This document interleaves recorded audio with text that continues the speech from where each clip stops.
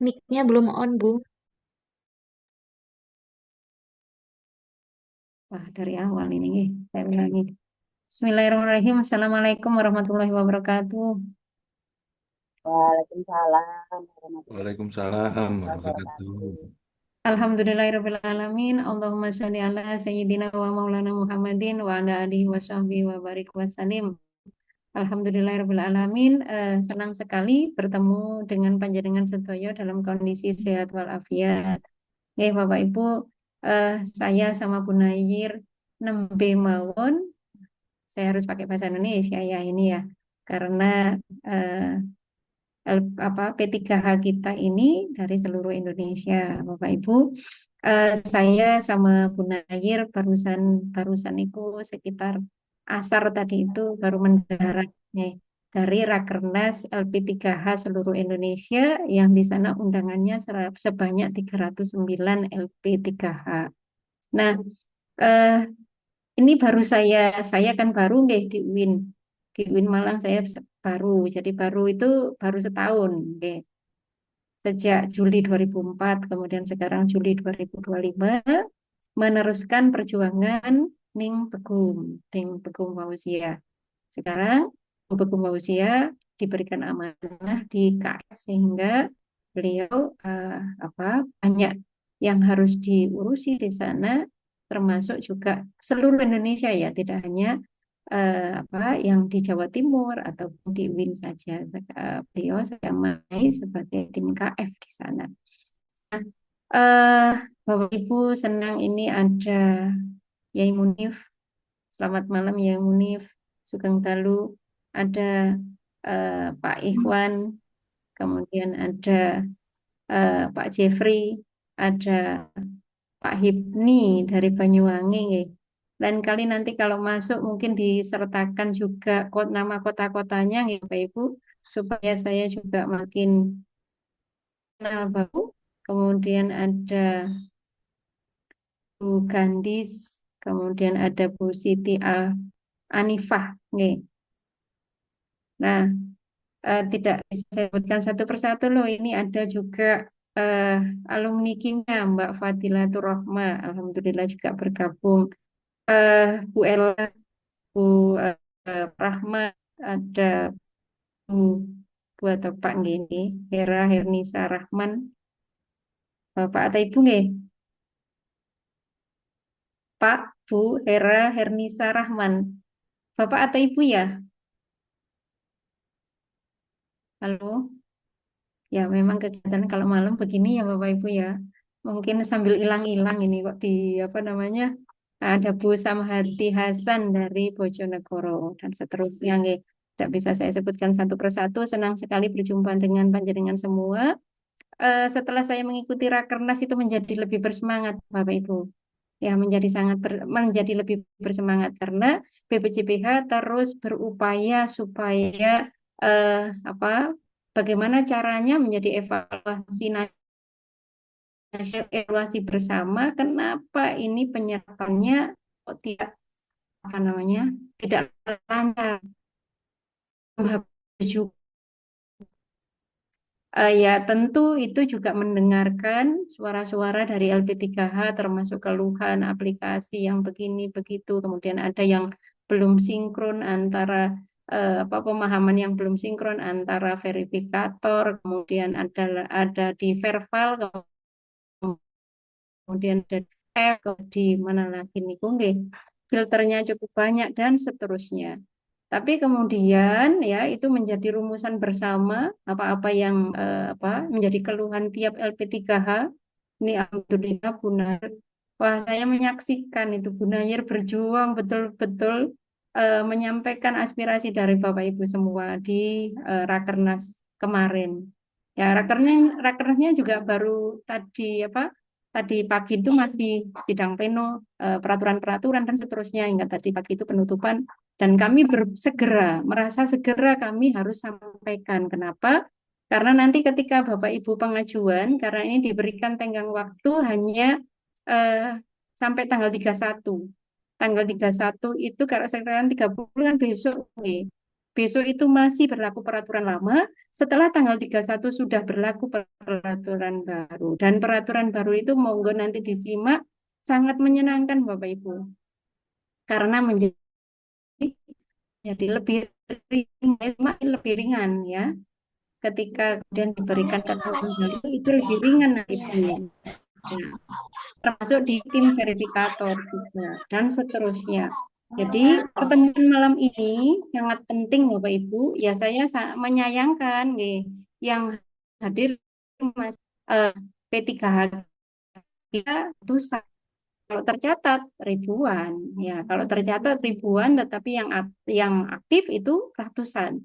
Nah ini nanti mau disimak. Saya tadi sudah berpesan kepada Mbak Admin untuk juga merekod, sehingga jika Bapak Ibu lupa, nanti Bapak Ibu bisa menanyakan rekodnya. Jadi begitu ya Bapak Ibu. Mudah-mudahan dengan setelah ada sosialisasi ini menjadi besok menjadi lebih bersemangat ya, menjadi bersemangat untuk Bapak Ibu ngedraft, Bapak Ibu kemudian mensubmit, mengumpulkan berkas, mengajak kepada pelaku-pelaku usaha untuk ikut dalam program sehari. Dan, saya kira pengantar dari saya cukup itu. Kita lebih nanti fokus kepada apa saja itu peraturan-peraturannya. Kami di tim Halal Center UIN Malang, tim LP3H di UIN Malang, sangat ingin kita berkembang. Ini yang saya tekankan nih Bapak Ibu. Kami ingin untuk terus berkembang, capaian kita menjadi banyak, lebih besar lagi dengan selain kualitas maupun kuantitasnya harus kita pertahankan. Artinya kita juga nggak ngawur kan, ngoten. Kita harus terus pada jalur yang benar, ngoten nggih. Tidak kemudian asal, dan saya percaya itu P3H kita cukup cukup apa namanya memegang teguh hal itu. Nah, ini saya bersama tim Halal Center di UIN Malang terus berpikir supaya bagaimana ini berkembang, bagaimana capaian kita makin banyak dan Bapak Ibu semuanya menjadi makmur, dan yang kemarin dipesankan oleh Babe Haikal itu ya, karena saya baru ini mungkin kali kedua saya menyimak beliau langsung, bukan di HP ya, tetapi mendengarkan dari beliau langsung, adalah berpesan dari eh, yang Bapak Ibu bantu ya. Ada dua sih pesannya saya ingin sampaikan itu, yaitu dari Bapak Ibu bantu untuk mendapatkan sertifikat halal makanan atau minuman ya, kemudian itu dikonsumsi oleh orang lain, itu akan menjadi jariah kelak, mudah-mudahan ya kita, dan itu yakin bahwa Rasulullah akan bangga kepada kita bahwa di zaman akhir masih ada sekelompok kecil orang dari Indonesia yang kemudian menjadi pejuang halal, yang menjamin untuk orang lain mengkonsumsi makanan dan minuman itu halal. Dan mudah-mudahan Rasulullah kelak bangga terhadap kita, ya, kita pejuang-pejuang halal, sampai dinamai kemarin itu satria halal, karena berpikirnya tidak boleh menyerah, tidak boleh menyerah. Dan itu sekali lagi UIN Malang terus berbenah, BPJBH juga terus berbenah, kita suarakan terus, ya, kita suarakan terus aspirasi kita, ditampung oleh LP3H dan diteruskan kepada BPJBH. Nah, saya kira itu. Oh, satu lagi yang tadi yang saya bilang, pesannya satu lagi, Bapak Ibu diberikan PR, yaitu siapa pendamping halal ya. Dari Bapak Ibu nanti ada istilahnya diminta untuk membuat video. Bagaimana pengalaman Bapak Ibu selama mendampingi, misalnya apakah dari sisi income Bapak Ibu ini, saya kira ya Imunif ini yang sangat ini ya. Nanti Yai Munif ini harus membuatkan video khusus ini, bahwa dari kesejahteraan Bapak Ibu itu meningkat. Nah, itu Bapak Ibu membuatkan testimoni video. Kemudian dari dari yang Bapak Ibu dampingi, ketika mereka mendapatkan sertifikat halal, karena kemarin ada banyak kisah yang termasuk yang didampingi oleh Bu Nayir, itu keripik buah di Batu. Setelah mendapatkan sertifikat halal, kemudian produknya menjadi go internasional, menjadi kualitas ekspor. Artinya yang dulunya kualitas kelurahan, kecamatan, artinya pasarannya itu hanya di kelurahan, kecamatan, sampai kota misalnya.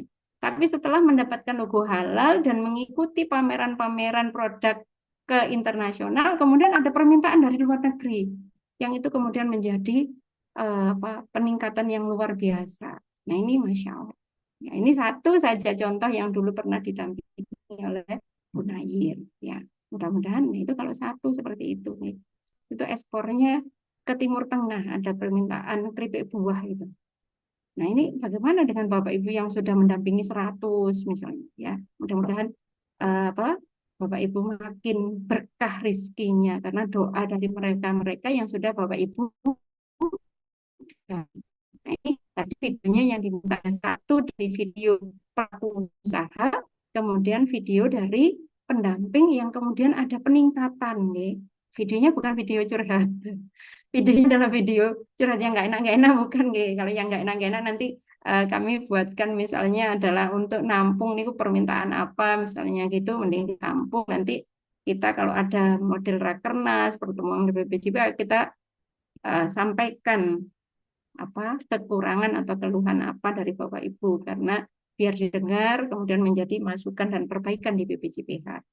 Insya Allah cekap nih Bapak Ibu nanti untuk waktunya sampai kapan buat video-videonya pendek karena nanti akan kami tayangkan di IG kami supaya Bapak Ibu terbantu juga kami promosikan ya misalnya kota ini jadi ini dan seterusnya. Ada yang angkat tangan barusan nggih. Leres Pak? Atau nanti waktu Gunayir aja nggih. Nggih. Dari saya cukup sekian nggih. Nanti nggak jadi pembukaan jadi narasumber nanti saya. Nggih pun, Mboten mawon, terima kasih atas apa kesetiaannya tetap berada di LP3H UIN Malang ya Bapak Ibu. Saya harapkan Bapak Ibu tetap berada di kami dan kita harus terus solid nih Bapak Ibu nih untuk bagaimana semuanya menjadi lebih sejahtera. Kurang lebihnya mohon maaf, saya akhiri. Wassalamualaikum warahmatullahi wabarakatuh.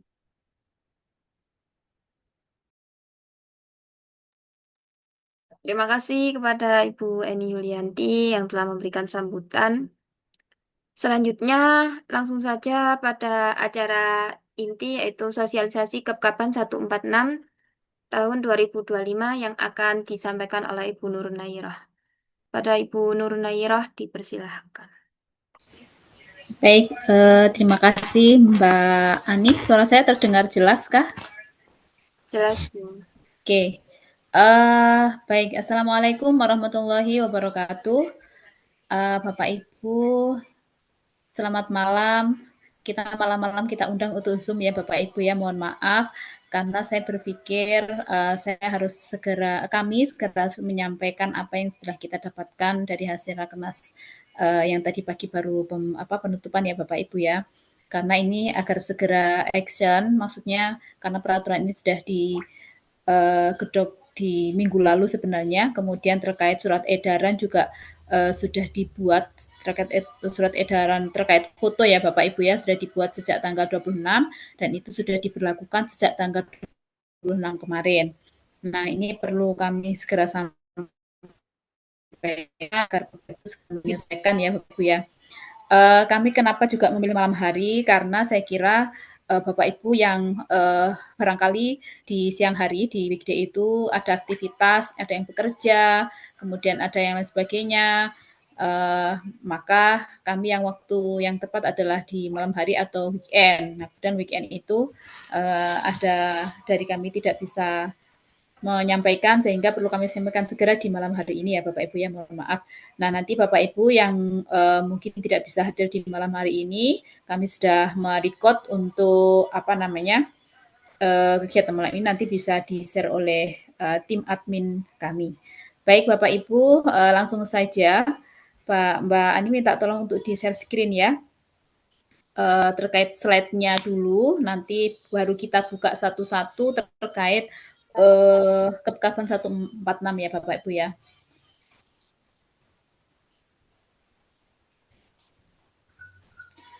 Nah, ini tadi kemarin disampaikan oleh Ibu Direktur Utama dari sertifikasi halal dan standarisasi, yaitu Ibu Yanis, terkait materi tentang sehati ya Bapak Ibu ya, karena ada perubahan regulasi melihat dinamika di masyarakat yang perlu diakomodir untuk sehati ini. Selain itu, kenapa ini juga perlu dirubah peraturannya, karena memang target dari BPJPH untuk 1 juta ini harus segera selesai di Agustus ya Bapak Ibu, sehingga memang BPJPH bagaimana caranya agar kuota itu segera habis dan nanti bisa Mau ngono kan digunakan. arek kan nganu ya.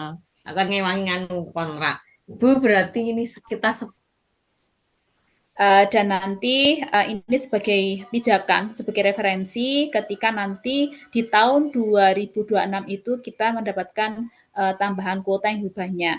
Nah, kemarin memang di DPR sudah disampaikan bahwa kuota di 2006 itu adalah 3,5 juta Bapak Ibu ya, 3,5 juta, jadi kan 3 kali lipat dari tahun ini. Sehingga maka bagaimana BPJPH berusaha untuk di tahun ini kita performanya harus bagus mungkin, kuota segera habis sehingga pemerintah melihat oh ini memang dipandang perlu begitu ya Bapak Ibu ya, sehingga kita harus bersama-sama, kita harus satu kata bagaimana kita bisa menyukseskan sehati 2025 ini ya Bapak Ibu. Nah, juga ada kabar gembiranya lagi Bapak Ibu untuk mungkin kalau enggak September atau Oktober atau mungkin Agustus itu nanti ada peluncuran aplikasi baru yang mempercepat proses sertifikasi halal yang khusus safety clear ya Bapak Ibu ya. Dan ini seperti aplikasi yang Grab begitu. Jadi semacam Grab begitu, nanti pelaku usaha daftar itu ada notifikasi. Notifikasinya itu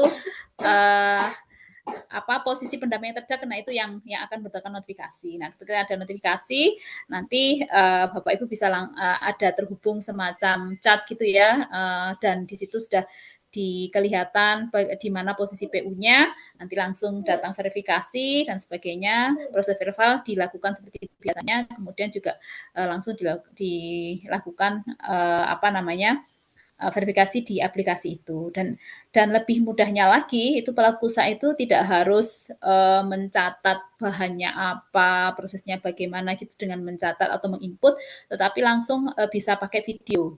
Begitu ya, video atau suara begitu ya, misalnya nanti pelaku usaha menyebutkan bahannya ini, kemudian prosesnya bagaimana, nanti akan diterjemahkan oleh AI begitu, sehingga lebih mudah, kita tidak banyak menginput, dan diperkirakan itu sekali proses sertifikasi sampai pada komite penerbitan sertifikat halal itu bisa hanya 30 menit saja. Itu di luar verifal ke lapangan ya Bapak Ibu ya. Kemudian juga nanti foto pendampingan itu kalau jadi bisa mendeteksi misalnya pelaku usaha itu di koordinat X begitu ya, di koordinat X. Nah, ketika nanti pendamping mengambil foto produk atau foto verifalnya itu tidak di lokasi itu tidak bisa diupload di sistem. Nah, itu sudah terdeteksi di sistem itu, sehingga tidak bisa nanti pelaku usaha itu membohongi foto produk, atau nanti pendamping mungkin juga tidak bisa mengambil foto di luar lokasi itu dan sebagainya, itu sudah terdeteksi di sistem itu. Nah, itu mudah-mudahan segera terluncur aplikasi itu sehingga mempermudah kita dan mudah pendamping dan mudah semuanya gitu ya Bapak Ibu ya. Nah, itu sebagai pendahuluan. Ini akan saya sampaikan terkait aturan baru yang nomor 146 tahun 2025 yang mungkin Bapak Ibu juga sebagian besar sudah membaca ya Bapak Ibu ya, sehingga bisa langsung disesuaikan. Baik, Mbak Ani bisa next PPT-nya.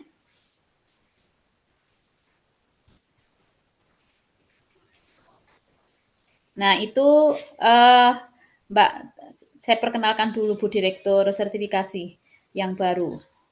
Nah, ini Bu Yanis Naini, Direktur Sertifikasi Halal Badan Penyelenggara Jamin Produk Halal. Beliau juga sangat luar biasa, penuh semangat untuk bagaimana terlaksananya sehati 2025 ini dengan baik. Next.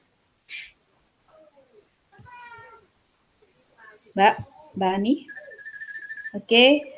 Nah, ini Bapak Ibu kita untuk aturan dari sertifikasi halal berdasarkan pernyataan pelaku usaha atau Cerdiklir itu dimulai dari PMA nomor 20 tahun 2001, kemudian diteruskan dengan Ketetapan BPJPH mulai 150 tahun 2002, dan kemudian aturan yang kedua berubah, ya hanya berubah pada jenis produk tetapi kriterianya tetap di nomor 22 tahun 2023, dan terakhir itu keputusan Kepala BPJPH nomor 146 tahun 2025. Jadi kita sudah 3 kali melakukan perubahan terkait keputusan Kepala BPJPH dengan melihat kondisi di lapangan. Nah, bisa jadi nanti juga akan berubah ya Bapak Ibu terkait kekapan ini melihat kondisi dinamika di masyarakat kita. Oke, next. Nah, ini sampai detik kemarin ya Bapak Ibu ya, terkait produk bersertifikat halal itu kita sudah mencapai 8.269.938 produk ya Bapak Ibu ya, bukan ESA tapi produk di 2009 sampai 2025. Artinya sejak halal itu dipegang oleh pemerintah langsung, dalam hal ini adalah BPJPH, baik dari waktu dulu di Kemenak dan sekarang sudah berpisah, itu cukup luar biasa, cukup signifikan terkait jumlah produk yang telah bersertifikat halal. Selanjutnya. Nah, ini perbandingan ya Bapak Ibu terkait keputusan Kepala BPJPH dari nomor 150 sampai sekarang adalah 146.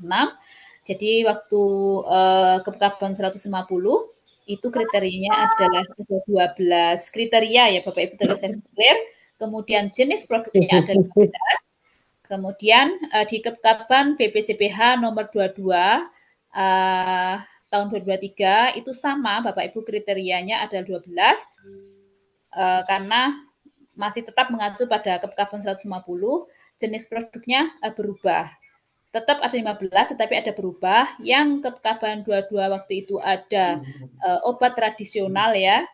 Kemudian di Kepkaban yang terbaru itu obat dan tradisional itu dihapus, kemudian ditambahkan dengan penyediaan makanan dan minuman, gitu ya Bapak Ibu ya. Nah, sekarang di Kepkaban yang terbaru tahun 2005 nomor 146, kriterianya itu adalah bertambah menjadi 16. Kemudian kelengkapan dokumen, ada penambahan kelengkapan dokumen di bab 3 huruf A. Kemudian jenis produknya adalah tetap ya Bapak Ibu, ada 15. Cuman ada penjelasan terkait produk penyediaan makanan dan minuman yang penambahan kriteria KPLI-nya ya Bapak Ibu, ada penambahan di situ. Nah, ini yang cukup menarik ya bagi maksud kami adalah masyarakat, sehingga masyarakat yang dulunya seperti produk-produk yang tidak bisa diakomodir di Cerdiklir sekarang sudah bisa gitu ya Bapak Ibu. Next. Nah, dari segi kriteria, perbandingan antara Kepkaban dari 150 sampai 146 ini adalah yang Kepkaban 150 itu seperti biasanya ya, di situ ada NIP, omsetnya adalah 500.000, kemudian pemisahan lokasi itu sama, PIRT, MD itu juga bukan menjadi sebuah kewajiban, hanya sunnah, kalau tidak punya juga tidak apa-apa. Kemudian produk berupa barang, bahan yang digunakan dipastikan halalnya, tidak menggunakan bahan berbahaya, verifikasi oleh P3H, tidak mengandung unsur hewani kecuali sudah ber-SH, peralatan produksi sederhana sampai pada melengkapi dokumen keterangan. Nah, di Kepkaban 22 itu tetap sama ya Bapak Ibu, kriterianya tetap sama. Nah, sekarang di Kepkaban yang terbaru itu ada penambahan kriteria ya, yang tadi 12 sekarang menjadi 16. Untuk NIP tetap menjadi sebuah kewajiban, bahannya halal, proses produksinya sederhana, tidak menggunakan bahan dan BPH yang bersinggungan dengan bahan yang haram.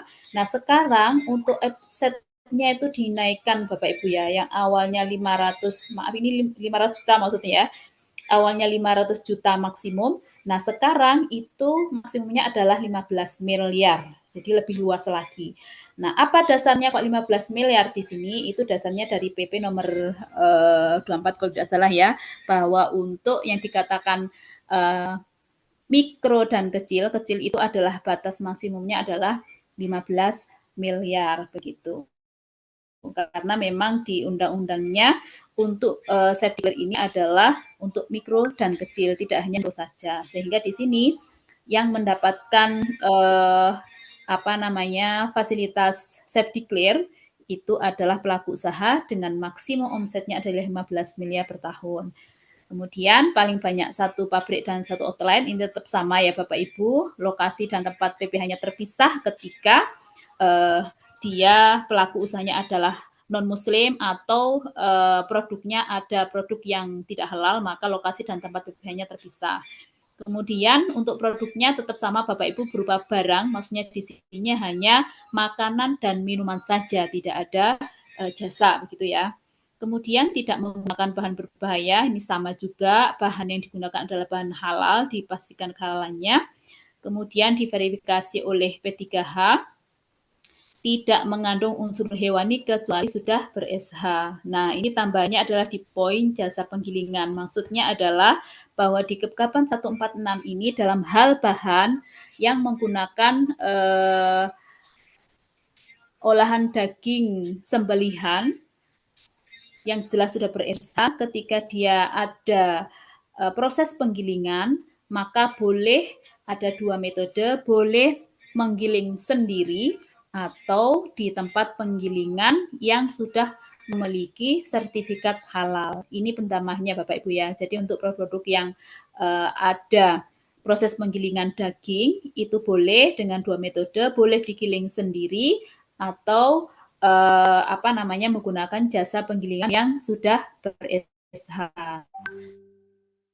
Cuman nanti untuk produk yang ada proses penggilingannya, nanti saat foto verifikasi dan validasi atau foto pendampingannya itu ditambah kolase foto saat pelaku usaha itu melakukan penggilingan. Jika dia menggiling sendiri berarti saat dia mencuper, nah itu difoto, dilampirkan jadi satu dengan foto verbal. Atau misalnya dia menggunakan jasa penggilingan yang bersertifikat halal juga begitu, nanti juga dilampirkan fotonya. Itu penambahannya ya Bapak Ibu. Kemudian peralatan produksinya sederhana, ini masih tetap sama, proses pengawetannya juga sederhana, jadi maksimal untuk pengawetan hanya satu metode saja, tidak boleh lebih. Kemudian melengkapi dokumen pengajuan. Itu ya Bapak Ibu perbandingan Kepkaban BPJPH terkait kriterianya. Next, selanjutnya. Kemudian terkait perbandingan keputusan Kepala BPJPH, terutama pada bab 3 huruf A terkait kelengkapan dokumen. Yang pertama, data pelaku usaha dengan melampirkan NIB, jenis produk yang masuk dalam kategori safety clear selain warung Tegal, warung Sunda, dan sejenisnya maksimal 10 nama produk termasuk varian produknya. Jadi selain warung, maka untuk jumlah maksimal menunya itu hanya 10. Jadi bersama ya Bapak Ibu. Tetapi untuk jenis produk yang masuk dalam kategori safety clear untuk jenis produk penyediaan makanan yang klasifikasinya adalah warung Tegal, warung Sunda, dan sejenisnya itu maksimal 30 menu gitu ya Bapak Ibu. Ini yang perbandingan ada penambahan terkait kelengkapan dokumen. Kemudian nama produk, foto produk, daftar bahan yang digunakan, daftar menu, daftar harga. Maksudnya di sini adalah untuk daftar menunya atau daftar harga ini maksudnya ini adalah daftar menu ya Bapak Ibu ya, ini tidak pakai menggunakan daftar harga. Kemudian penjelasan rinci terkait pengolahan produk, proses produk halalnya ini sama. Nah, penjelasan rinci ini terutama pada proses penggilingan tadi. Nah, untuk foto produk, nanti foto produk kami jelaskan di surat edarannya ya Bapak Ibu, nanti akan saya sampaikan juga. Next. Nah, untuk perbandingan keputusan Kepala BPJPH terkait jenis produk. Kalau di Kepkaban 150 itu terdapat obat tradisional, tetapi tidak ada penyediaan makanan dan minuman. Di Kepkaban nomor 22 itu menghilangkan produk pangan siap saji dan obat tradisional, kemudian ditambah dengan jenis produk penyediaan makanan dan minuman dengan pengolahan. Nah, untuk yang Kepkaban 146 tahun 2025 itu tidak ada perbedaan ya terkait Kepkaban nomor 22 tahun 2023. Terdapat penjelasan per jenis produk sebagai panduan bagi pelaku usaha. Kemudian terdapat lampiran acuan KPLI dengan jenis produk. Jadi ini semakin lengkap sehingga kenapa Kepkaban PBJPH nomor 146 ini ada 177 halaman. Karena memang sangat dirinci sekali jenis produknya itu, klasifikasinya dan nama produknya itu sangat lengkap sekali menurut saya, sehingga nanti Bapak Ibu ketika mengajukan produk itu tinggal search saja, kira-kira ini cocoknya di jenis produk apa, kemudian KPLI-nya apa, itu sudah sangat lengkap sekali. Itu ya Bapak Ibu ya. Nah, terutama yang penyediaan makanan dan minuman dan pengolahan, itu nanti klasifikasinya banyak sekali. Selain kedai makanan dan minuman, ada kedai untuk keliling, kedai minuman yang keliling, kemudian warung Tegal, warung Sunda, rumah atau rumah makan gitu ya Bapak Ibu ya, sangat detail sekali. Next.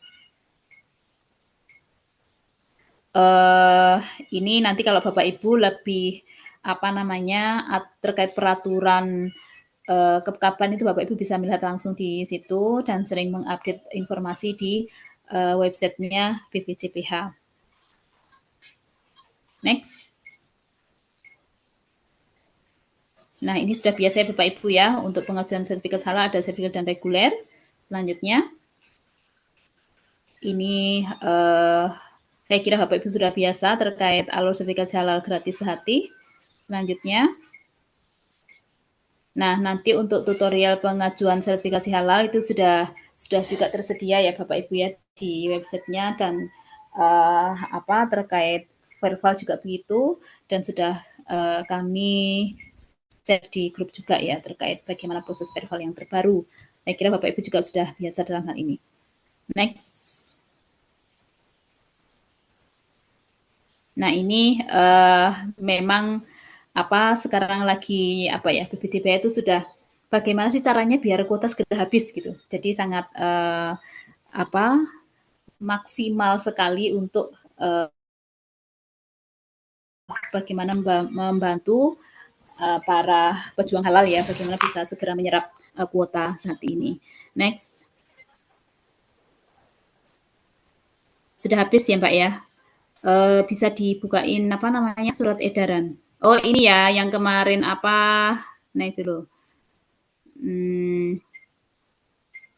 Contoh tadi yang disampaikan Bu Eni pelaku usaha dengan manfaat sertifikasi halal yang di awalnya hanya skalanya hanya mulai kabupaten, kemudian provinsi, kemudian dia bisa dilirik negara-negara lain untuk bisa ekspor ke sana. Nah, bisa dibesarkan lagi? Nah, ini surat edaran terbaru ya Bapak Ibu terkait pemberlakuan keputusan Kepala Badan Penyelenggara Jaminan Produk Halal nomor 146 tahun 2025 tentang petunjuk teknis layanan sertifikasi halal bagi pelaku usaha mikro dan kecil yang didasarkan atas pernyataan halal pelaku usaha mikro dan kecil atau self-declare. Kemudian ini karena terkait aturan nomor 146 maka perlu dibuatlah surat edaran ini untuk menjelaskan bagaimana teknisnya begitu ya, terutama pada foto produk. Yang pertama adalah Keputusan Kepala BPJPH nomor 146 tahun 2025, lampiran 1 bab 3 huruf A, angka 5, yang menyatakan bahwa pelaku usaha mengajukan permohonan sertifikat halal secara tertulis dalam bahasa Indonesia kepada BPJPH melalui sistem elektronik terintegrasi. Nah, permohonan sertifikat halal sebagaimana yang dimaksud harus dilengkapi dengan dokumen yaitu berupa foto produk ya diantaranya. Foto produk, pelaku usaha mengunggah foto produk, bukan foto produk dengan pelaku usaha dan pendamping proses produk halal. Jadi untuk aturan foto produk sekarang kembali lagi di tahun 2023 ya Bapak Ibu ya, hanya foto produk saja, tidak lagi fotonya dengan pelaku usaha dan pendamping bawa produk. ya. Jadi kekaban yang terbaru itu dengan edaran ini itu fotonya hanya foto produk saja yang dari akunnya pelaku usaha ya Bapak Ibu ya. Tidak yang seperti sebelumnya. Kemudian yang kedua, Keputusan Kepala BPJH nomor 146 tahun 2025 lampiran 1 bab 4 huruf B angka 2 yang menyatakan bahwa bukti verifikasi ke lokasi produksi dan atau lokasi usaha dibuktikan dengan mengunggah bukti hasil pendampingan dalam aplikasi Si Halal. P3H mengunggah foto produk dengan pelaku usaha dan P3H di lokasi produksi. Nah, baru yang untuk foto verifikasi dan validasi, Bapak Ibu melakukan foto di lokasi produksi. Di sini adalah dapur produksi ya Bapak Ibu. Dengan foto dengan pelaku usaha begitu. Nah, khusus yang untuk ada proses penggilingannya tadi, penggilingan daging, maka disertakan di pendampingan ini. Nah, implementasi pendaftaran sertifikasi halal, pelaku melakukan pendaftaran dengan mengunggah foto produk sesuai dengan jumlah nama produk yang didaftarkan dalam kolom yang telah disiapkan dalam aplikasi ptsp.halal.go.id. Jadi foto produknya itu satu-satu ya Bapak Ibu sesuai dengan varian produknya. Tidak boleh jadi satu. Kemudian yang keempat, bukti P3H hadir melakukan verifikasi dan validasi terhadap permohonan sertifikasi halal di lokasi usaha dan atau di lokasi produksi pelaku usaha. P3H mengunggah foto pendampingan bersama pelaku usaha, P3H dan contoh salah satu produknya di lokasi usaha dan atau di lokasi produksi pelaku usaha dalam kolom yang telah disiapkan dalam aplikasi ptsp.halal.go.id ya. Sudah jelas ya Bapak Ibu ya. Untuk foto pendampingannya, Bapak Ibu mengupload foto saat verifikasi dan validasi di lokasi produksi atau dapur produksi, bukan tempat yang lainnya ya Bapak Ibu, bukan outlet dan sebagainya. Di sini sudah jelas. Ketika misalnya produksinya itu ada di outlet itu bisa ya. Contohnya misalnya membuat cookies, roti cookies di situ gitu ya, atau misalnya menjual teh, kedai teh, sifatnya kedai itu boleh foto di situ ya Bapak Ibu ya. Yang jelas fotonya harus di lokasi produksi atau dapur produksi atau lokasi usaha ya Bapak Ibu. Kemudian yang kelima, penyampaian perubahan upload atau unggah foto produk sebagaimana tersebut dalam angka 3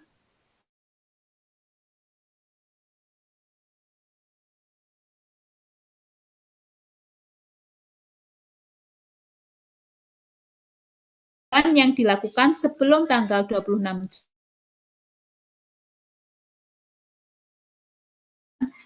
sistem dan pola yang sesuai dengan surat edaran. Jadi yang pengajuan sebelum 26 masih tetap menggunakan foto produk yang sesuai dengan edaran tahun 2004 ya Bapak Ibu. Nah setelah tanggal 26 itu menggunakan surat edaran yang baru ini.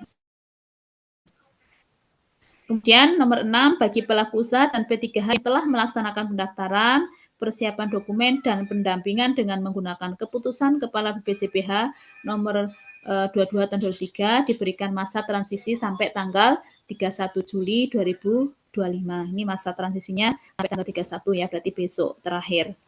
Kemudian kepada seluruh pimpinan lembaga pendampingan produk halal diminta dapat mensosialisasikan. Nah ini ya kita lakukan sosialisasi terkait keputusan Kepala Badan nomor 146 tahun 2005. Ini ya, ini sudah jelas sekali.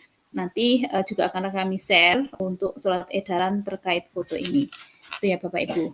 Nah selanjutnya Mbak Ani bisa di-share screen terkait nomor 146.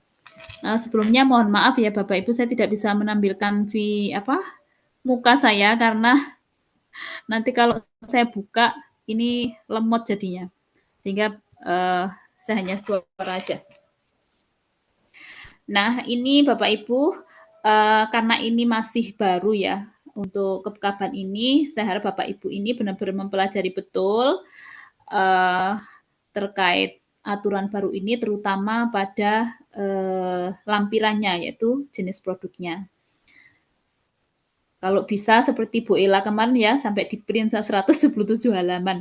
Karena kalau kadang dibaca lewat HP itu kurang jelas. Nah, next Mbak. Nah, pelan-pelan kita lihat ya. Nah, ini benar 127 halaman. Oke, terus sampai pada kriteria ya. Ini latar belakang. Nah, ini mulai dari sini ya Bapak Ibu ya, kriteria. Kriteria saya kira tadi sudah saya sampaikan, masih tetap yang sama. Yang jelas ada perubahan di nomor 5 ini ya Bapak Ibu ya, memiliki hasil penjualan tahunan paling banyak 15 miliar. Jadi ini nanti lebih luas lagi ya Bapak Ibu. Jadi yang pelaku usaha yang omsetnya di bawah 15 miliar ini bisa dimasukkan atau dikategorikan ke self declare. Next, ke bawah. Yang lagi nomor 12 dan 13 ya. Kalau 12 itu sudah masih sama dengan sebelumnya. Nah, 13 ini tambahannya. Dalam hal bahan berupa daging giling, maka harus melalui jasa penggilingan yang telah bersertifikat halal atau digiling sendiri dengan tetap memenuhi kriteria kehalalan produk. Ya, itu ya Bapak Ibu perlu diperhatikan.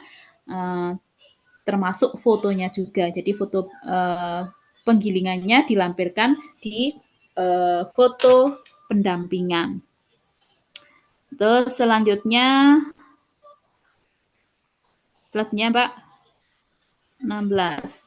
Nah, penyelia halal ya Bapak Ibu ya. Untuk penyelia halal, ini saya kira tetap sama. Bapak Ibu jika di dalam menginput data penyelia halal, jika penyelia halalnya itu tidak sama dengan nama penanggung jawab, maka Bapak Ibu perlu konfirmasi di kolom PPH ya. Misalnya nama penanggung jawabnya atau personel UMK-nya adalah Bapak Soleh, kemudian penyelianya adalah Ibu Nur, maka sampaikan di PPH bahwa penyelia adalah termasuk unsur dari karyawan atau staf, gitu ya Bapak Ibu ya. Tapi kalau sama tidak perlu. Kemudian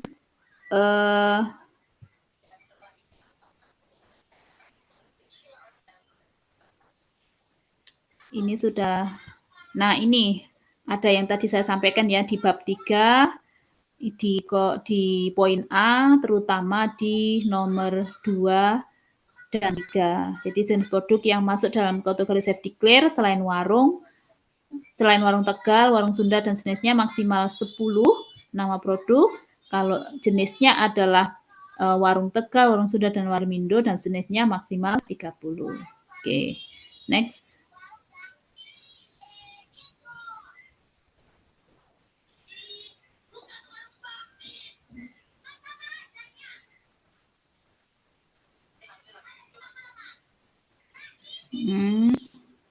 Terus ke bawah, ini masih sama ya Bapak Ibu ya.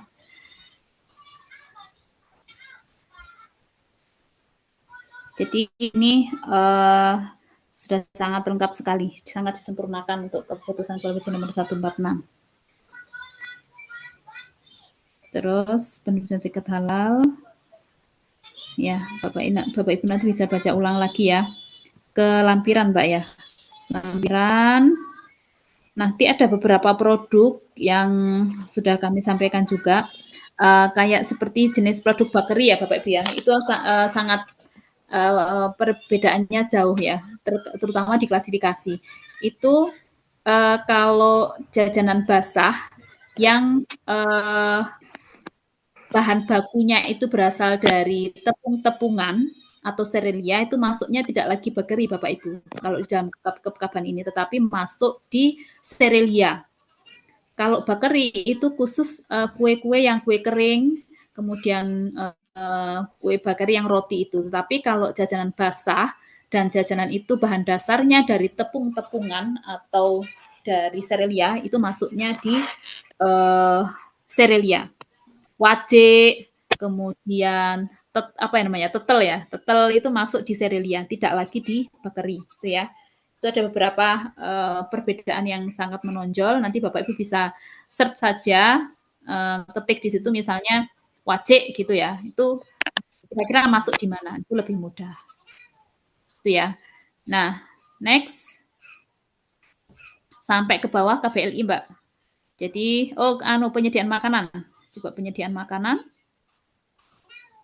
Penyediaan makanan itu sebelumnya minuman kalau nggak salah. Tulis aja warung, coba warung. Ketik warung. Ya, enter lagi. Di enter. Nah, ini ya Bapak Ibu terkait penyediaan makanan. Itu ada 2 klasifikasi ya, makanan dan penyediaan minuman. Nah, penyediaan makanan itu rincian produknya jadi lebih banyak. Yang pertama ada rumah atau warung makan, yaitu rincian jenis produk. Ini mencakup produk dari jenis usaha, penyediaan makanan dan minuman untuk dikonsumsi di tempat usahanya yang bertempat di sebagian atau seluruh bangunan tetap tidak berpindah-pindah yang menyajikan makanan dan minuman di tempat usahanya. Ingat Bapak Ibu, untuk rumah atau warung makan ini adalah penyediaan makanan yang dimakan di tempat. Jadi yang by order atau catering itu tidak bisa ya Bapak Ibu ya. Kemudian kedai makanan, kalau kedai makanan berarti dia itu tempatnya bisa dibongkar pasang, termasuk kedai makanan. Kalau penyediaan keliling atau tempat tidak tetap itu seperti penjual yang ada di gerobak itu masuk rincian produk ini. Next, Mbak, ke bawah. Nah, sama. Kemudian yang kasih penyediaan minuman, ada kedai minuman. Kemudian ada penyediaan minuman keliling atau tempat tidak tetap. Kalau kedai minuman itu tadi tempatnya tidak tetap ya, bisa bongkar pasang. Kalau penyediaan minuman keliling itu seperti penjual minuman seperti jus itu ya yang ada di gerobak itu masuk di sini di rincian produk penyediaan minuman keliling atau tempat tidak tetap gitu ya. Jadi untuk membedakan antara warung, kedai dan penyediaan yang keliling itu dilihat dari tempatnya. Kalau yang warung tadi kan tempatnya tetap ya Bapak Ibu ya. Kalau yang kedai itu biasanya bisa bongkar pasang.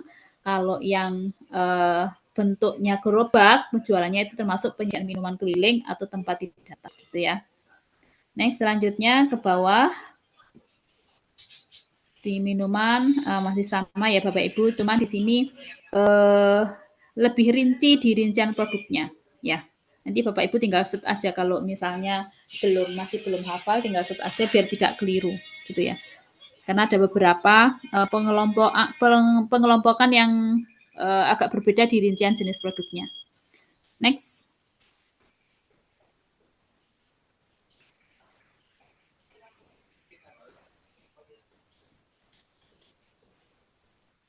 Langsung ke KBLI ya. Kalau dulu kan ke Kaban 22 itu KBLI langsung di sebelah kanan ya kolomnya. Kalau ini disendirikan ya Bapak Ibu. Jadi ini lebih mudah lagi Bapak Ibu mencari KBLI-nya. Contohnya di sini susu dan analognya sudah ada di samping kanan ada acuan KBLI, lemak, minyak dan emulsi juga sudah disediakan, buah dan sayur. Terus bawah itu sudah ada KBL-nya yang cukup jelas sekali.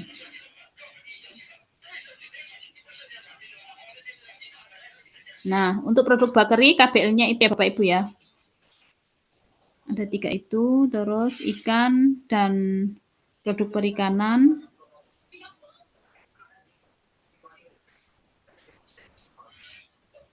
Gula dan rempah, makanan santap, penyediaan makanan dan minuman dengan pengolahan. Kedai minuman, kedai makanan, kedai penyediaan minuman keliling atau tempat tidak tetap. Dah. Nah, itu Bapak Ibu terkait KPKB nomor 146 tahun 2025 itu ya Bapak Ibu ya. Tapi bisa dipelajari lebih lanjut. Kemudian terkait foto produk tadi sudah ya Bapak Ibu ya. Dan info terkait aplikasi baru itu masih sekarang masih proses pembuatan. Kemarin sudah coba kita lihat sih memang sangat sangat membantu sekali mempercepat. Cuma ada beberapa fitur yang misalnya untuk bahan itu kemarin masih belum dibuat, bagaimana mengklasifikasikan antara bahan diragukan dan tidak diragukan itu belum ada, sehingga masih perlu perbaikan. Itu saja dari kami Bapak Ibu. Jika ada yang perlu didiskusikan, silahkan untuk mengancungkan tangan atau bisa menulis di kolom chat. Silakan Bapak Ibu. Ibu Ella dulu silakan. Assalamualaikum warahmatullahi wabarakatuh.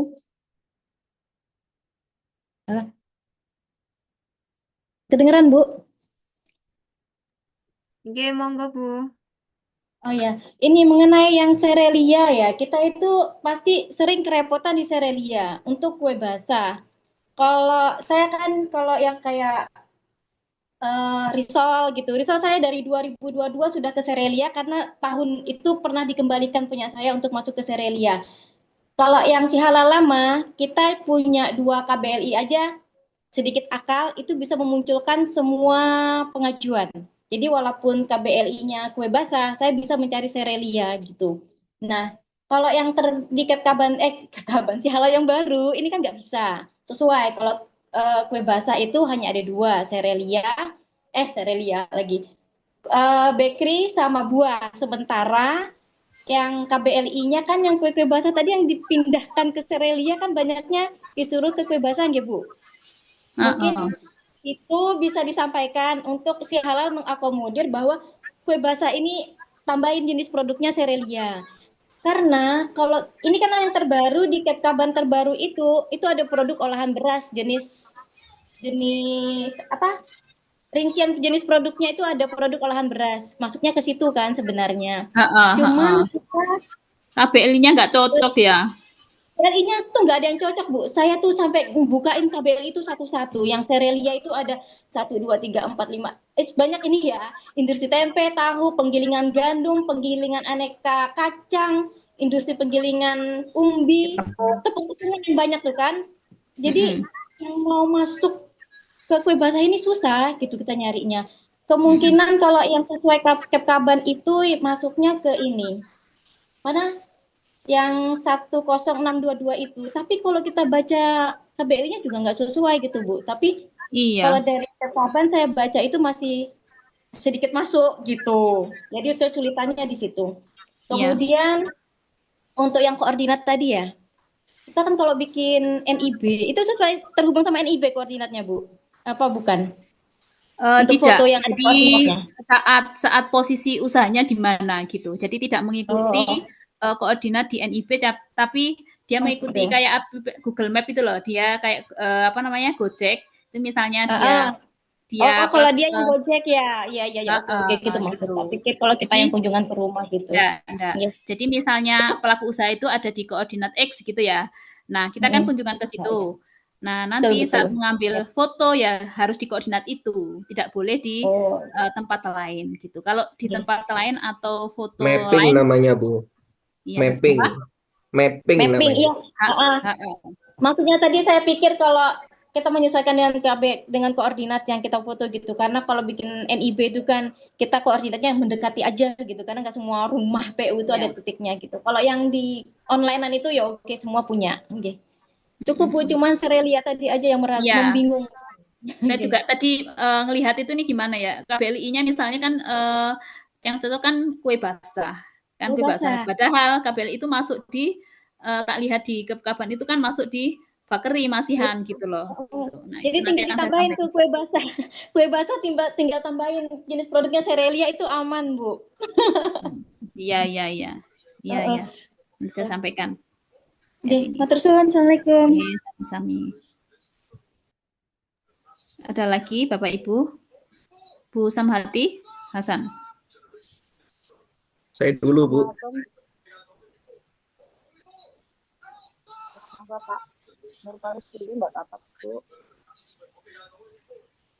Bismillahirrahmanirrahim. Assalamualaikum warahmatullahi wabarakatuh. Waalaikumsalam warahmatullahi wabarakatuh. Mohon izin Ibu. Saya tambahi tadi yang mengenai koordinat itu namanya mapping. Biasanya dipakai untuk Reksoksek atau enumerator dulu waktu saya pendataan di kelurahan itu seperti itu untuk pelaku usaha UMKM dari Disko Perindak. Ya, nggih. Maaf saya Nggih. berbagi ya Bu ya. Terus Oh, nggih, kemudian nggih. saya masih sedikit ambigu Bu Nurun terkait omset yang 15 miliar itu tadi untuk kedai makanan, untuk rumah makan juga. Ada beberapa rumah makan itu memang menyediakan beberapa makanan itu bisa bisa dikafekan atau di restoran di beberapa kalau tempat kita di kota itu Bu ya. Dan itu memang tidak ada omset hingga sampai 15 miliar dalam setahun. Cuman ketika saya pelaku usahanya saya tanyakan ini restoran, kafe atau kedai, mereka pasti namanya mengkerenkan usaha ya Bu, produk itu pasti mengatakan ini restoran, ini kafe. Nah, juga termasuk bagiannya catering itu tadi. Lah tapi ketika di dalam kepengurusan halal seperti ini, pasti otomatis mereka yang dikejar adalah self declare-nya, biasanya seperti itu. Jadi 15 miliar itu sebagai alasan, oh tidak mungkin omset saya segitu. Apakah bisa masuk gratis?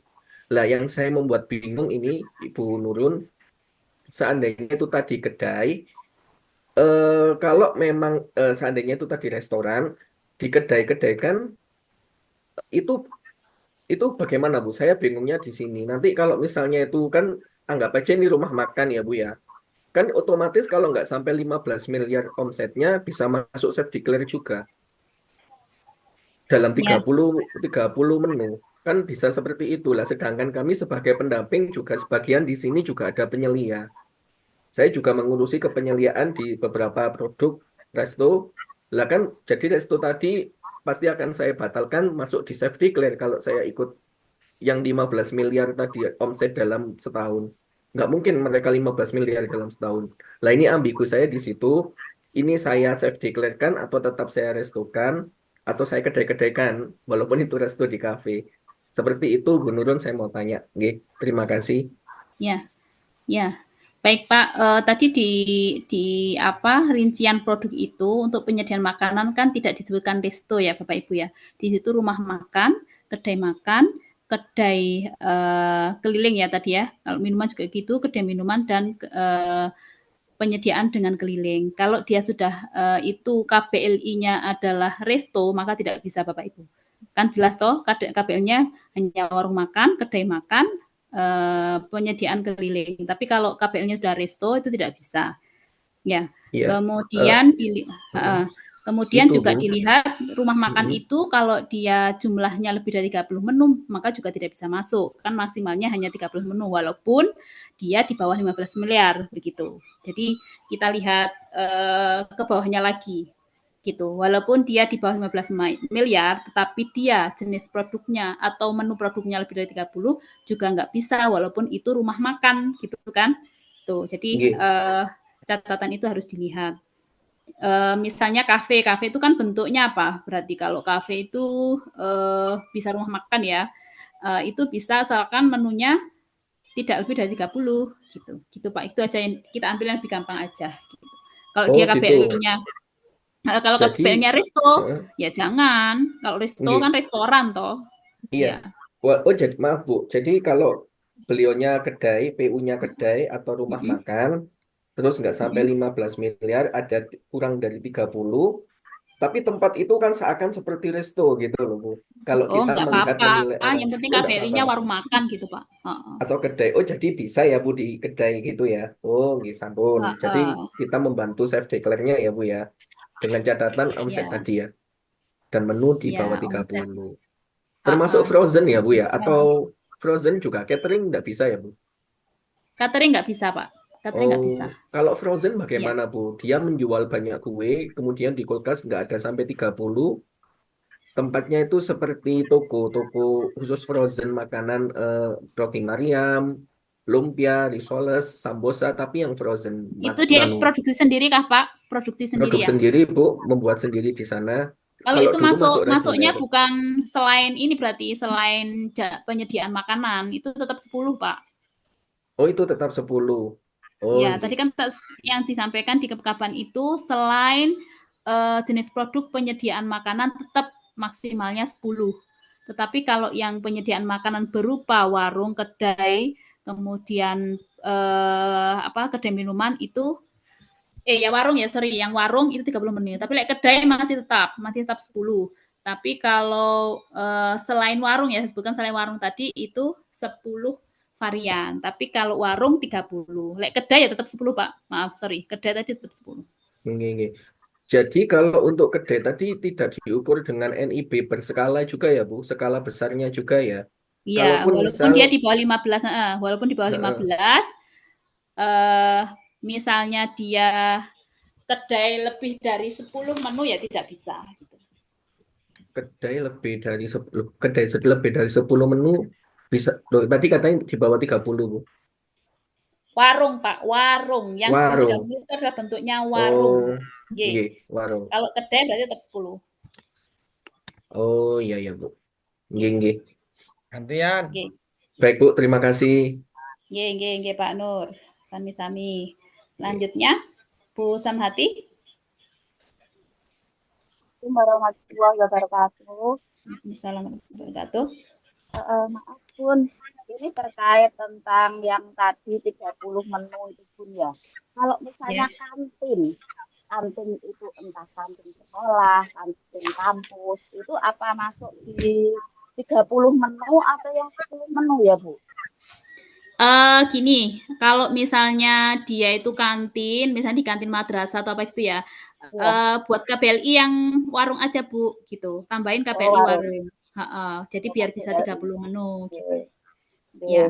Terus gini Bu, tadi kan menyebut seperti kayak kedai sama warung ya. Kalau kafe itu dimasukkan apa Bu? Yang apa Bu? Yang kafe. Nggih, kafe. Kalau kafe itu masuk ke mana Bu? Karena tadi kan menyebutnya hanya kedai sama warung nih. Untuk kafe kan tidak masuk ke resto nih. Kan dia karena memang agak kecil dan mungkin kalau dia kita lihat tempatnya aja. Kalau kafe itu sudah tetap bentuknya tidak berpindah-pindah tempat dan bukan termasuk keliling gitu, berarti masukkan aja warung gitu. Oh gitu. Nggih. Ini Bu, untuk yang tadi disebut 30 menu nggih. Sedangkan di aplikasi akun Si Halal itu kan kalau sudah 10 itu kayaknya mentok Bu, tidak bisa ditambah. Itu apakah nanti ada perubahan aplikasi terbaru terkait yang warung tadi? Karena kalau saya melihat barusan tadi saya ngeklik itu masih tetap 10 Bu. Jadi kalau misalnya mau nambah 11 kayaknya nggak bisa gitu. Yang tadi dicoba bentuknya warung, penyediaan makanan. Iya, penyedia makanan. Warung, KBL-nya warung. KBL-nya belum sih, masih kedai makanan. Oh nah, ya, kedai nggak bisa. Bisa, masalah Si Halal, KBL warung belum bisa, belum diakomodir di Si Halal, masih belum. Iya. Oh, belum muncul ya? Belum, masih nanti tidak bisa membuat itu pengajuan. Merah. Yang untuk KBLI warung ya? Warung atau rumah makan itu belum bisa. Iya. Oh, nanti coba saya sampaikan. Larinya KBLI kita ke kedai. Terus disampaikan itu gini Bu, ini tadi sempat saya coba ke grup, itu kan ada pengembalian karena masih belum aturan yang terbaru ya untuk dimasukkan ke kedai. Tapi ternyata ketika kita update itu tidak bisa untuk masuk ke itu, untuk nyimpan ngekliknya itu Bu, kayaknya nggak bisa diklik. Jadi mentok kita sudah ke profil pelaku usaha itu kita sudah menyesuaikan, tapi ketika pengajuan kita tidak bisa menyimpan. Dengan demikian kita waktu pengajuan produk itu tidak sesuai gitu. Itu nanti sebagai catatan mungkin dari LP3H.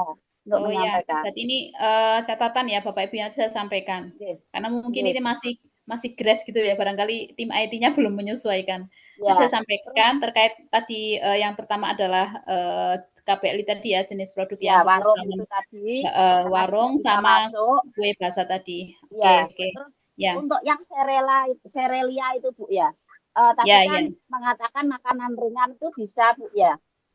Makanan ringan itu masuk seperti kayak rengginang itu kan selama ini kita masukkan ke Makanan makanan ringan. ringan. Heeh. Apakah nanti karena itu terkait dengan biji-bijian masuk serelia itu akan menjadi serelia untuk KBLI-nya atau tetap menjadi makanan ringan? Coba dicek Bu ya. Kalau kemarin saya sekilas lihat itu kalau rengginannya itu mentah itu masuk sterelia. Kalau mateng Oh gitu. jadi Hanya makanan santap. perbedaan dari hasil produknya nih Bu.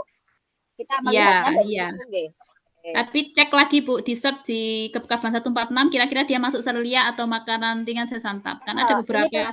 tadi masalahnya kalau saya lihat itu larinya ke makanan ringan. Ini belum masuk ke serelianya. Jadi tadi ini saya nyoba Belum masuk ya? yang iya. Ya, nanti saya sampaikan juga kalau Nanti gitu. ya nanti ini saya coba lagi mungkin belum sampai selesai misalnya sudah saya diminta untuk masuk di pertanyaan. Ya gitu Oh, aja iya. Bu Nurun, insya Allah hanya ini sama yang kemarin Bu saya declare mandiri karena Ya, diobrak-obrak ini bingung betul. karena yang Kami saya declare biasa itu sudah punya saya sudah keluar semuanya. Alhamdulillah sudah terbit, tidak ada yang tertinggal, hanya beberapa yang saya declare mandiri itu mentok satu yang sudah keluar, tapi saya juga bingung Bu. Betul nomornya mengikuti yang lama karena pengembangan nih.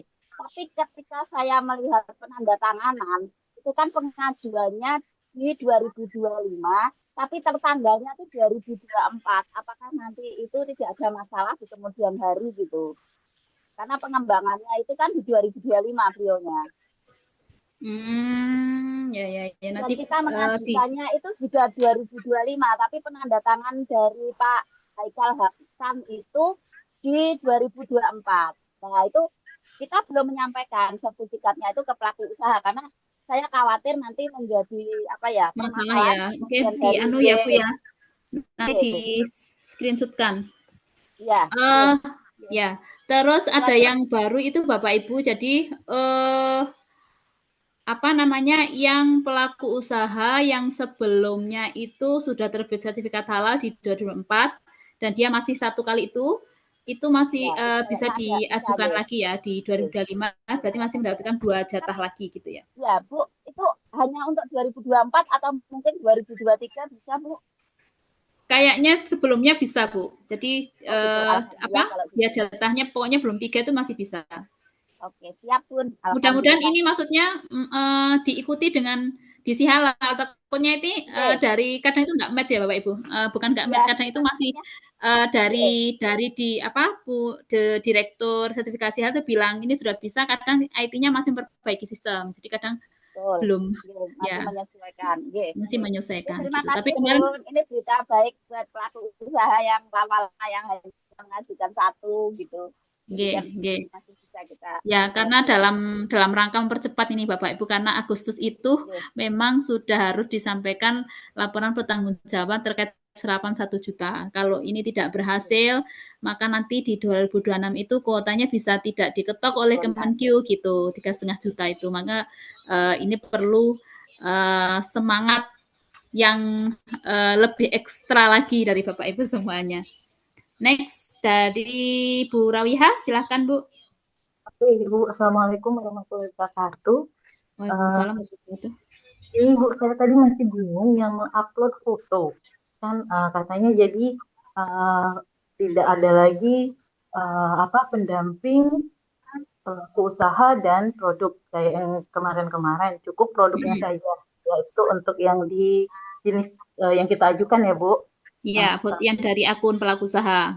Ya, nah, tapi nanti ketika kita di Verval itu ada yang memang minta upload pendampingan itu ya Bu. Betul. Nah itu dengan membawa produk, salah satu produk. Dan pelaku usahanya bertiga jadi gitu ya. Tiga objek berarti ada di situ kan, berarti pelaku usaha, pendamping dan produknya gitu ya Bu. Nah pertanyaan saya tuh gini. Kemarin-kemarin itu cukup satu aja, misalkan pelakunya ada 5 nih. Kemarin saya cuma upload 1 bisa kayak gitu. Nah untuk yang sekarang ini itu apa tetap sama atau 5-5-nya harus diupload gitu Bu? Yang ini yang foto produk atau foto pendampingan? Yang di pendampingan ketika sudah verbal itu belum, Bu? Oh, kalau pendampingan kan tadi foto pendamping, kemudian pelaku usaha dengan bawa produk itu salah satu produk aja, tidak semuanya. Oh gitu ya, ya udah. Ya. Jadi sama dengan yang Dan ditambah kalau misalnya produknya seperti dimsum gitu kan, ada penggilingan, maka di foto pendampingannya di kolase ada foto saat pelaku usaha melakukan proses penggilingan itu atau mencobar. Gitu. Baik, ya. Terus menambahi Bu Nurun, mungkin yang dimaksud upload foto pendampingan itu di akun pendamping. Jadi mungkin di akun pelaku usaha itu hanya foto produk saja. Ya. Ya, ya maksudnya begitu. Iya, oke sih Bu. Satu lagi Bu, gini, di daerah kami ini Bu ya banyak sekali yang olahan ikan, pempek, otak-otak gitu Bu. Itu kami kemarin itu yang saya bilang ketika ada difasilitasi itu kan saya ada satu yang dibalikin dirubah KBLI-nya ke makanan dan minuman dengan pengolahan. Padahal itu kan saya masukkan ke KBLI-nya daging lumatan dan surimi ya Bu. Nah, saya tuh dibalikin. Jadi sekarang ini emang saya belum baca semua Bu ya yang peraturan terbaru. Jadi itu tetap ke surimi atau memang ke makanan dan minuman pengolahan Bu? Dia bentuknya kedai atau gimana? Maksudnya jualannya? Apa dia hanya memproduksi kemudian dijual tanpa di outlet? Maksudnya misalnya dititipkan atau online gitu aja Bu. Kalau di sini masih banyaknya yang online. Itu apa produknya yang itu ya, kerupuk ikan itu? Apa?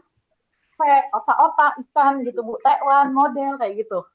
Oh, soalnya ada tekwan itu ya. Iya. Memang kan dicampur dengan kuah gitu Bu, kuah kaldu. Soalnya itu kan seperti dia menyedia apa ya, jualnya langsung dimakan termasuk saya. Jadi memang pasnya itu di penyediaan makanan. Kecuali kalau dia ada masa simpannya agak lama, itu bisa jenis olahan ikan gitu sih. Nah, ini tadi saya juga satu Bu yang mau saya tanya. Tadi katanya ada yang bisa difermentasi ya Bu? Gimana? Ada yang bisa bahan yang difermentasi. Kalau saya tadi nggak salah dengar. Boleh ya? Difermentasi. Oh, tidak bisa. Saya pikir tidak bisa yang fermentasi. Ya, oke. Udah Bu, udah. Makasih. Udah Bu. Ya. Oke, Bu Rawiha. Selanjutnya Pak Sulaiman. Terima kasih Bu Nurun. Assalamualaikum warahmatullahi wabarakatuh. Waalaikumsalam. Ada mungkin 3 hal yang ingin saya konfirmasi. Yang pertama terkait tadi disampaikan di Perkab terbaru 124 ada tambahan tentang jasa penggilingan ya. Jadi kalau misalkan dia bakso menggunakan jasa penggilingan, ini polanya seperti apa? Saya sendiri belum pernah ngerjakan yang reguler di jasa penggilingan. Kalau jasa penggilingan itu dianggap sebagai produk ya, mesti masuk ke kelompok mana? Dia masuk ke bahan atau gimana kan gitu. Kan belum tentu jasa penggilingan itu punya produk. Mungkin Julia, saya tidak tahu persis. Itu yang pertama. Yang kedua, menyambung tadi penanya yang kedua kalau nggak salah tentang foto produk yang melebihi ya untuk menu 30 ya. Menu 30 itu pasti jumlah karakternya akan terbatasi kan di prosesnya itu kan. Ya. Jadi 10 saja sudah kadang-kadang kurang. Jadi apalagi ini 30 nanti diupload di sistem kan otomatis tidak akan support itu kira-kira gitu. Jadi kemarin sudah saya sampaikan ada IT yang tanya kalau 30 gimana, mungkin dia akan buat template khusus kira-kira gitu. Tapi terus terang kalau dipakai yang sekarang tidak akan support dengan 30 menu. Nah, yang ketiga ini mungkin saya sendiri kalau 30 menu itu disamakan dengan self declare mungkin dengan kompensasi sekarang yang 150 itu saya kurang tahu ya, kalau tetap 30 menu 150 ya pakai itu relevan kan kira-kira gitu. Jadi kita ngerjakan 10 saja dengan 150.000 kan ya repot. Kalau 30 menu sepertinya ya nggak fair lah. Kalau cuma 142.000 ya udah kepotong kira-kira gitu. Jadi Ya. kalau diakumulasi ke reguler kan sebetulnya itu 30 menu itu bisa di range 3 sampai 4 juta. Mungkin ini juga akan jadi kendala di situ. Jadi sepertinya harus cari solusi ini disampaikan. Solusinya seperti apa ya? Dibuat semacam middle pengajuan, ada pola tengah gitu ya kira-kira ya. Jadi ada self declare, ada reguler di tengah-tengahnya untuk mengakomodir 30 menu itu gitu. Jadi juga sebanding kira-kira dengan kompensasi yang didapatkan oleh pelaku usaha kira-kira apa? Oleh pendamping yang kira-kira gitu ya. Kalau ngejarkan 30 dengan 142 menu juga males-males juga dan mungkin ada banyak penyimpangan di situ kira-kira gitu. Jadi mungkin ada 3 poin yang perlu dibicarakan terkait jasa penggilingan tadi, mungkin jumlah karakter tadi yang diproses dan kompensasi dari 30 menu itu seperti apa. Makasih Bu Nurul. Siap Pak. Tadi di PPT memang ada tulisan jasa penggilingan, itu maksudnya adalah penjelasan dari bab 3 ya, poin berapa tadi itu? Poin A, itu ada penambahan kriteria begini. Jika bahan yang digunakan adalah bahan dalam hal penggunaan bahan olahan daging baik sapi atau ayam yang ada proses penggilingan, maka ada 2 metode yang diperbolehkan, yaitu boleh menggiling sendiri atau mensuper sendiri, atau menggiling di jasa penggilingan yang sudah bersertifikat halal. Itu maksudnya ya Pak ya, bukan produk dari Safdiklat itu ada jasa, tidak ada, karena Safdiklat itu hanya untuk barang saja jenis produknya, yaitu makanan dan minuman. Tadi terkait jasa penggilingan itu maksudnya adalah ketika bahan itu, terutama bahan olahan daging sembelihan baik ayam maupun sapi, ada proses penggilingan, maka ada 2 metode yang boleh digunakan, yaitu boleh mencuper sendiri atau menggiling sendiri, atau di jasa penggilingan yang sudah ada sertifikat halalnya. Nah, untuk pelaporannya saat verbal, maka dilampirkan foto saat pelaku usaha melakukan cuper atau memblender atau menggiling atau di jasa penggilingan. Itu Pak ya, nomor yang pertama. Jadi Untuk yang kedua, tidak perlu menampilkan sertifikat halal di jasa penggilingan itu di sistem. Nanti kalau kemarin kami tanyakan itu dilampirkan di kolase Pak, di kolase di apa namanya, di foto pendampingan begitu. Dan nanti bisa dicari di bahan bersertifikat kan Pak, jasa penggilingannya. Diklik bahan itu loh Pak, diklik bahan itu kan ada. Ya, kalau penggilingan itu memproduksi produknya itu ya bisa, tapi kalau dia jasa saja saya kira juga tidak ada produknya. Oke. Terus yang ketiga itu yang kedua terkait karakter itu ya.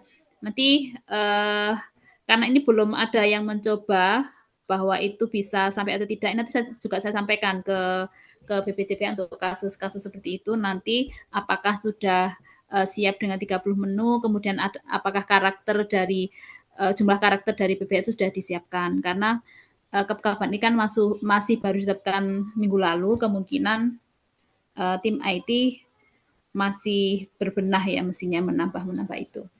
Kemudian yang ketiga terkait kompensasi terhadap jumlah produk 30 produk itu ya untuk warung makan. Itu kemarin saat Rakernas sudah kita sampaikan, karena jelas itu membutuhkan ekstra ya saat memverval dengan 30 menu, kemudian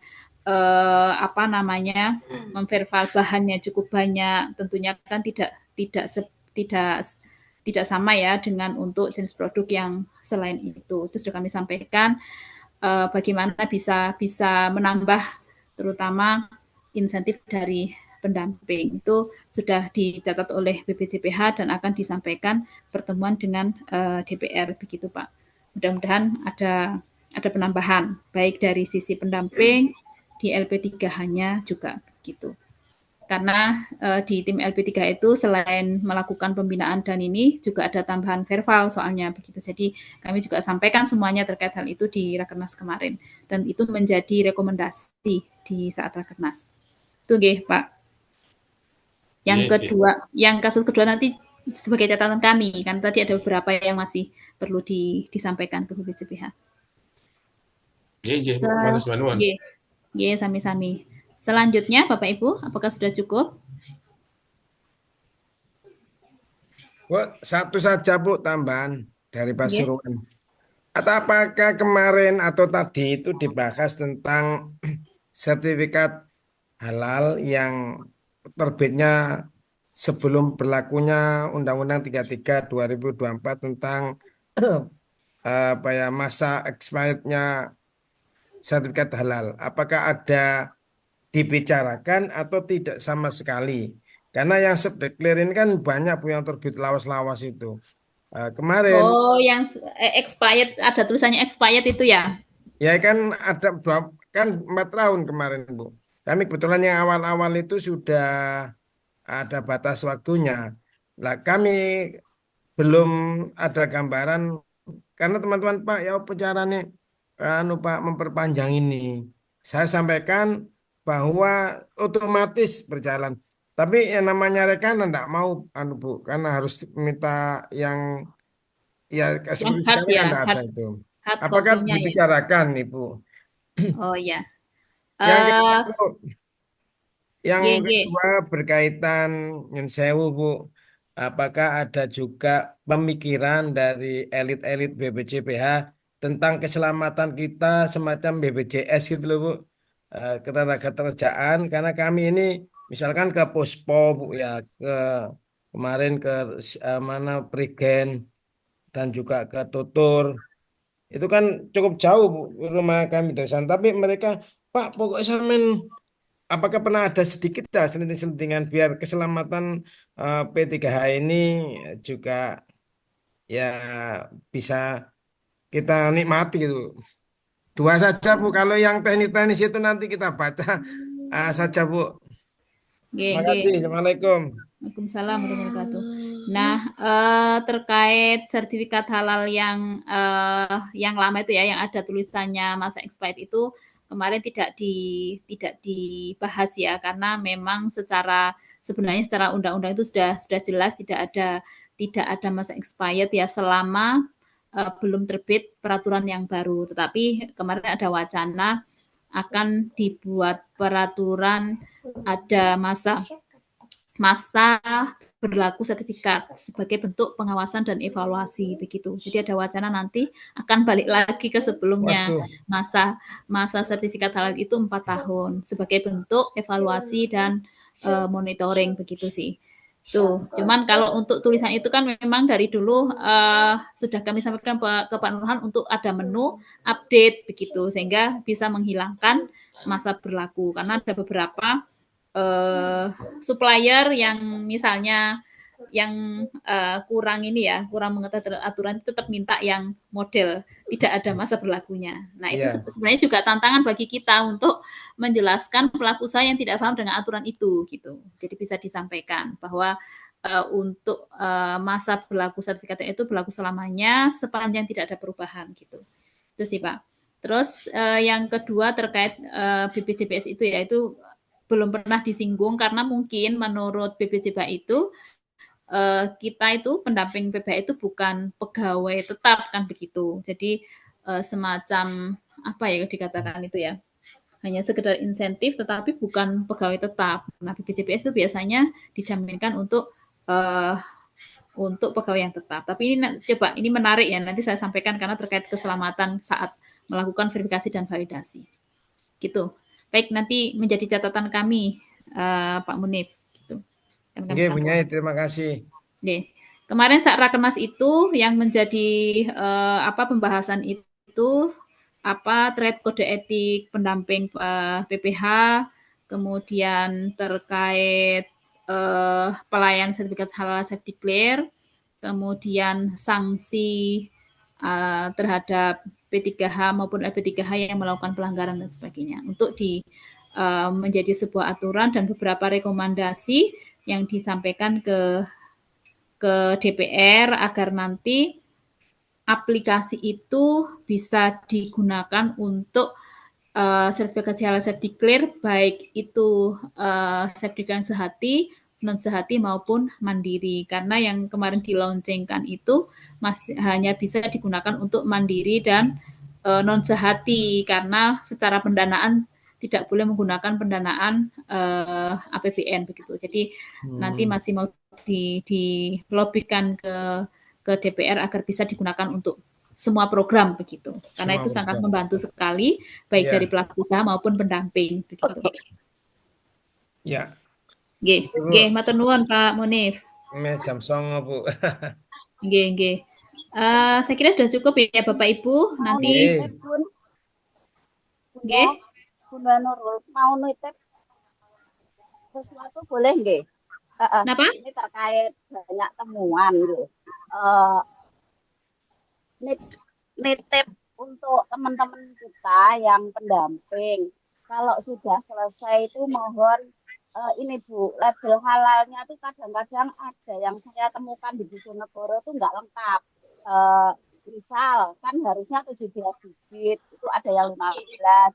Nah itu mungkin apa ada dari pendamping itu tidak ada pengarahan karena banyak temuan gitu. Terus di samping itu ada yang labelnya itu tidak sesuai dengan arahan. Jadi kalau kita sama-sama lah, karena temuan-temuan kayak gitu tuh menjadi catatan juga dari BPJPH terkait banyaknya label yang tidak sesuai. Apalagi kalau sudah masuk di ranah-ranahnya yang kayak supermarket kayak gitu. Itu banyak. Iya, iya, iya. Jadi kan kemarin itu kami kan diminta ya ketika dari tim BPJPH datang diajak itu loh ini kok bisa kayak gini apa enggak ada ya dari pendamping itu memberikan pengarahan setelah selesai gitu.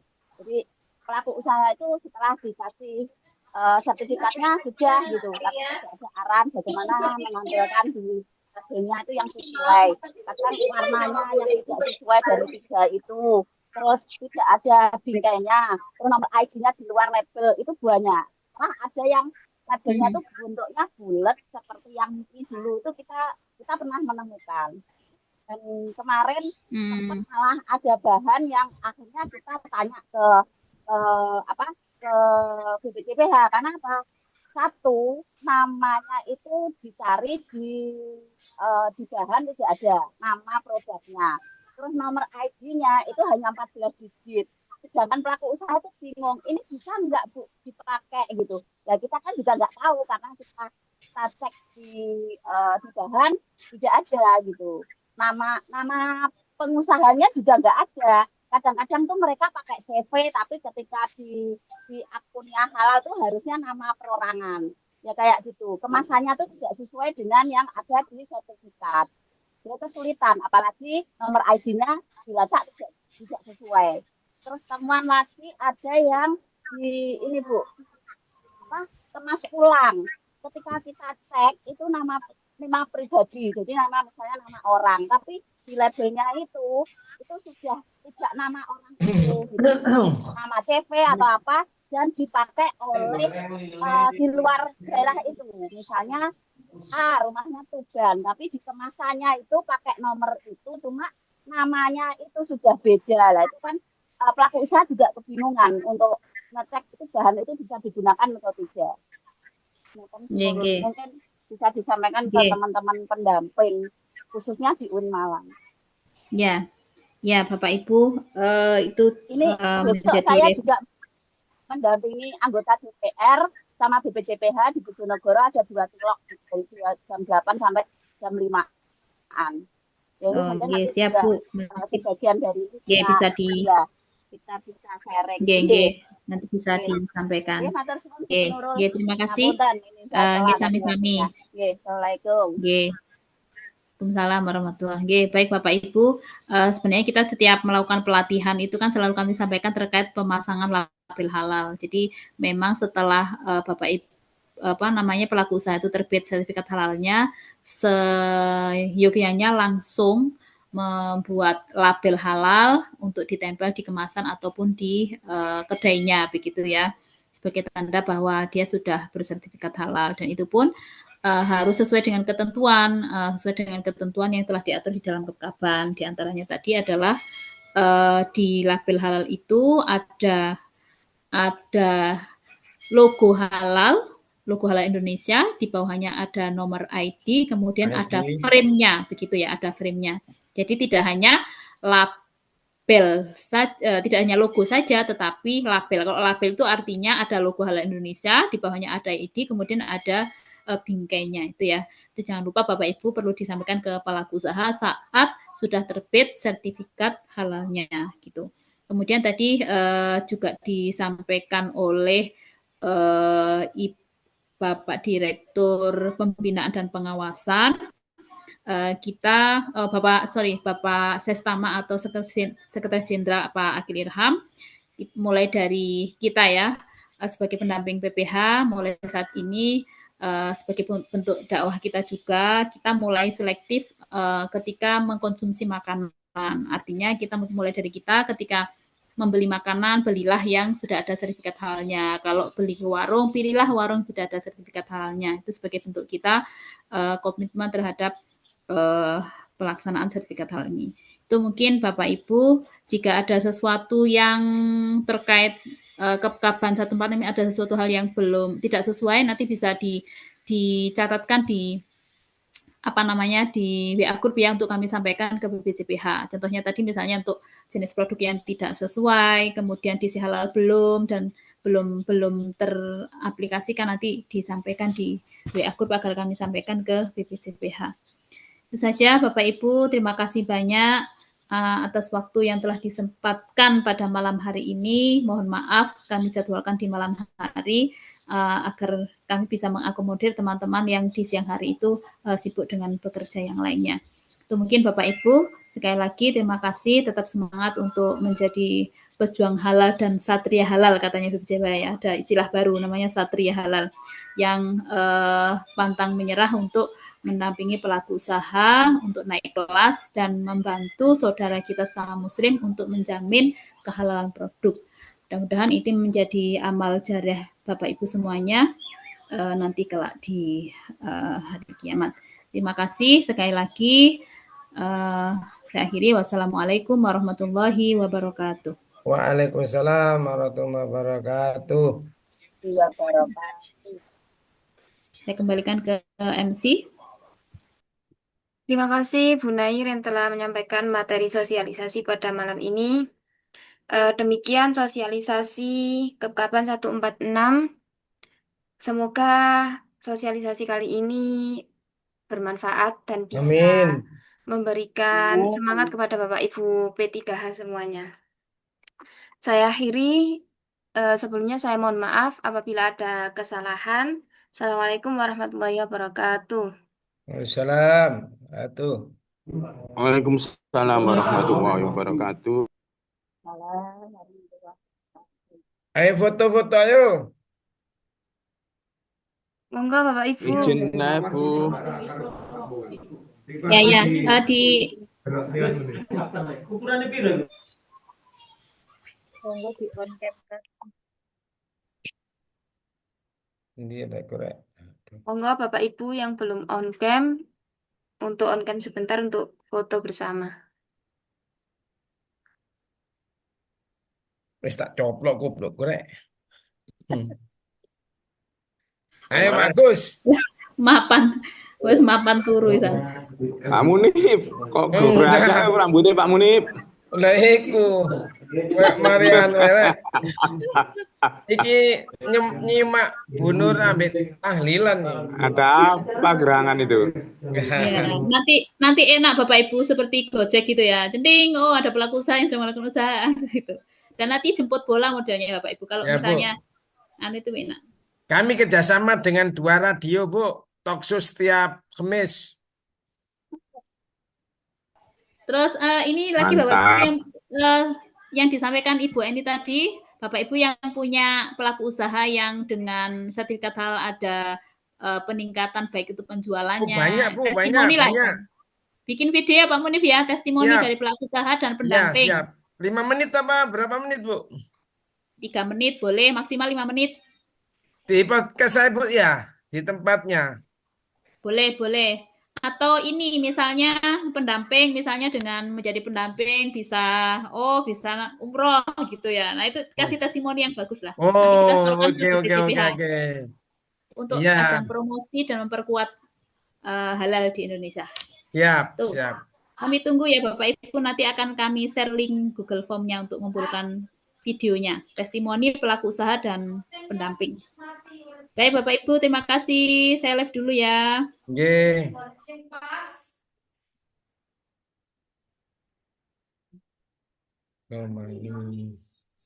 Terima kasih Bapak Ibu. Saya akhiri untuk Zoom-nya. Monggo